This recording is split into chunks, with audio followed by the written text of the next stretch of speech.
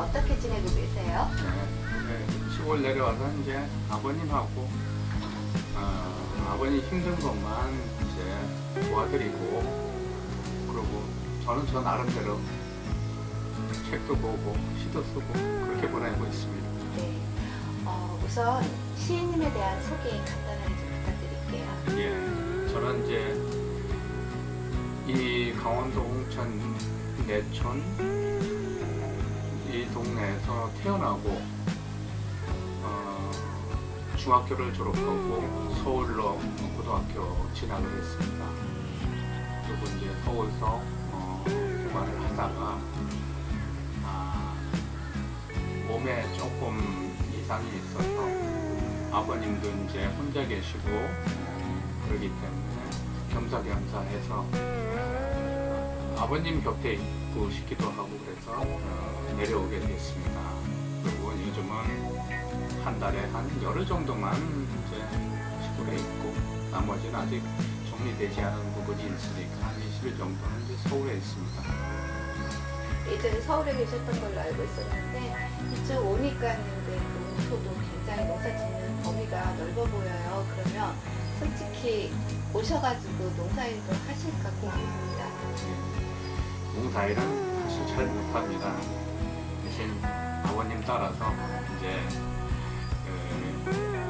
힘든 일만, 아버님이 하지 못하는 힘든 일만 조금씩 하고, 그리고 아직 농사꾼이라고 이야기도 못해요.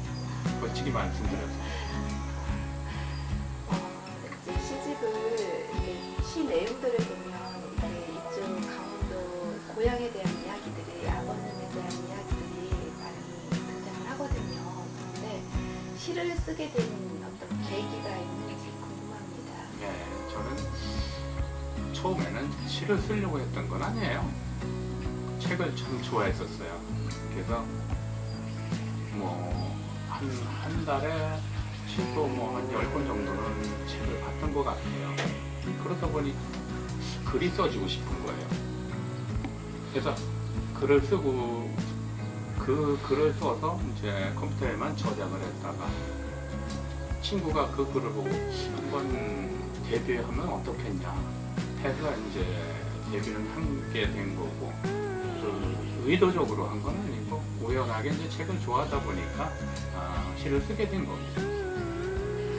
지난해에 그 테마 시집 친구가 좋아 필드로 갈 시를 출간하셔서 골포시라는 새로운 형식의 변주를 시도를 하셨어요. 어떤 시집인지 직접 소개 좀 부탁드립니다.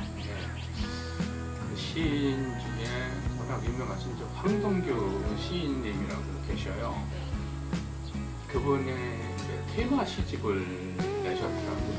그래서 나도 테마 시집을 하나 내면 어떻겠냐, 그건 내가 좀 잘 아는 분야로 해야 되겠다. 그래서 골프 쪽에 조금 관심이 있다 보니까 시작하게 된 게 골프 시집을 내게 된 동기예요. 그래서 지금 2집도 준비를 하고 있는데 시는 거의 다 써놨습니다. 그러면은 이 제목을 보면은 친구가 좋아 필드로 간 시잖아요. 시집 제목이. 네. 보면은 친구들이 등장을 해요. 그죠? 시집에. 그런데 이 시집을 보면 어떤 풍자와 해악이 이 독자들로 하여금 시 읽는 즐거움을 해주거든요. 그런 이야기들을 많이 저희 출판사에서 듣고 있는데, 그러면 여기에 친구분들은 동창분들이세요? 네, 그 친구들은 전부 고등학교 동창이에요. 그리고 정말 친한 친구들이래요. 그래서 고등학교 때부터 안 친구들이고 사회생활도 하면서 지속적으로 연락을 했던 친구들이라 같이 참여를 하게 된 거고, 그 친구들도 굉장히 좋아하더라고요. 그래서 그런 게 보람이 아닌가 생각이 돼요.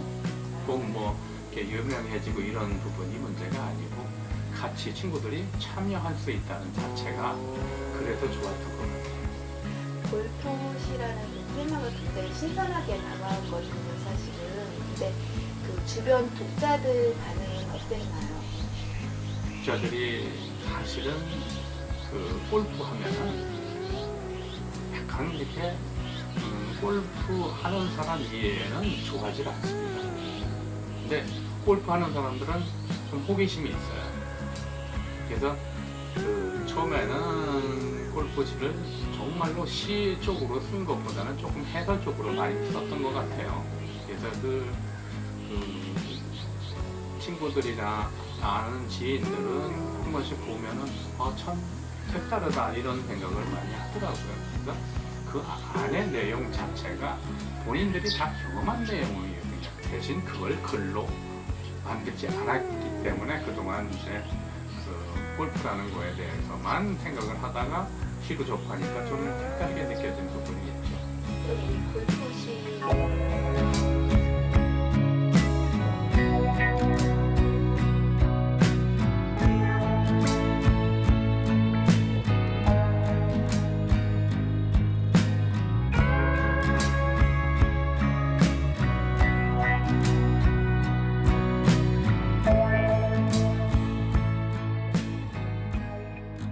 출간 소식이 있어요. 제목이 시인과 건달 농부입니다. 표제는 어떻게 정해지는 건가요? 사실은 시골 내려와서 고향 친구들하고 가끔 이제 저녁을 먹으면서 이야기를 좀 했어요. 농사 치러 너 내려왔냐 아니냐 뭐 이런 얘기를 이제 농담삼아 하다 보니까 너 농사가 무슨 농사냐 건달이지 이 얘기가 그렇게 나왔어요. 그게 사실은 그렇더라고요. 제가 보니까 전문적으로 농사를 짓 수 없는 그런 그 입장이다 보니까 그래 어떻게 보면 시골도 굳이 거부할 게 아니라 좀 재미있게 표현하면 어떻겠냐 이런 생각이 들어가지고 이제 시집 제목을 그렇게 진 겁니다. 네, 기대됩니다. 이번에 시인과 건달 농부 독자들한테 많은 사랑 받으실 것 같은데 요즘 이제 시 출간을 앞두고 계시는데요. 시가 잘 안 읽힌다고도 얘기를 하잖아요. 그렇지만 또 한편에서는 글로벌 시대라고 해요. 그렇다면 이 글로벌 시대에 문학이 가지는 경쟁력은 무엇인지라고 생각하세요, 시인님은? 저는 이제 개인적인 생각은 이렇게 생각합니다. 시는 모든 사람이 읽어서 볼 수 있는, 느낄 수 있는 이런 시라고 생각을 해야 되는데 요즘 보면은 좀 어려운 시들이 너무 많은 것 같아요. 그리고 뭐 새로 뭐 산문시라든가 뭐 이런 것들이 나오고 있는데 물론 이거는 제가 보기에는 산문시가 나오기엔 동기 자체가 심사위원들 때문에 그렇게 나오지 않았나 이런 생각도 들어요. 왜냐하면 그 산문시를 뭐 그렇게 도와주지 않거나 막 이러면은 괜찮은데 그거를 심사위원들이 계속 도와주고 이러다 보니까 그런 저기가 있는 것 같은데 저는 어쨌든 쉽게 쓰고 그 다음에 어려운 뭐 한문이라든가 이런 걸 가능하면 외국어라든가 이런 걸 안 쓰려고 하는데 어쩔 수 없을 때는 한두 개는 쓰고는 있습니다. 그래서 독자하고 가능하면은 가까이 갈 수 있는 그런 시를 쓰고 싶어요. 네. 그렇다면 시인님께서 시로 전하고 싶은 어떤 메시지가 있다면 어떤 것일까요? 이제 저는 시를 쓸 때 꼭 메시지가 있어요. 네. 시 제목과 그 시를 읽다 보면 맨 마지막에 꼭 멘트를 넣습니다. 그거는 그 생각을 하기 위한 그건 시 정신이라 그럴까 그런 부분이 꼭 있어요. 그래서 물론 이제 뭐 다 그럴 수는 없지만 그런 부분이 그 시인들의 생각하는 부분이 아닌가 이런 생각이 들어요. 오늘 전문구 시인님의 작품을 더욱 이해할 수 있는 어떤 시인님의 이면을 엿볼 수 있는 특별한 시간이었습니다. 감사드리고요. 앞으로 더 다양한 작품을 됐기를 희망을 합니다.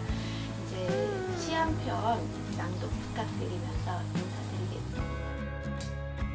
시인과 건달농부 주름살 목에 살며시 흔들며 가는 목을 세웠다.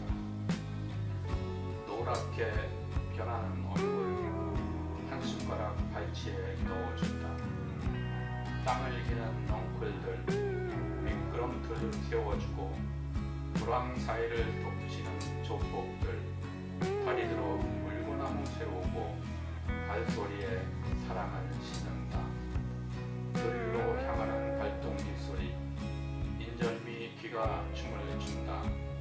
안심역에 담긴 목 묽고 더 담아주고 녹바다 땀 흘리는 미소 웃자람 놈 무시하니 고맙다 발목 잡고 지는 마사지 음각으로 사랑 담고 족보에 조광지쳐 심어주고 은 돌린 강둑에 누워 건달농문 시상에 감기는 눈 개참도 아직 멀었는데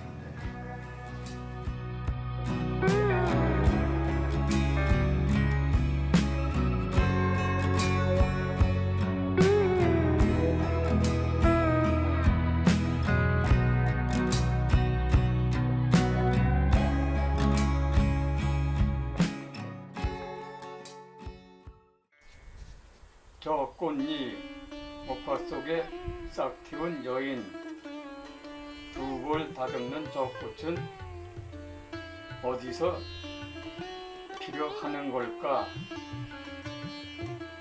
아이들 웃음소리에 뚝뚝 떨어지는 저 꽃잎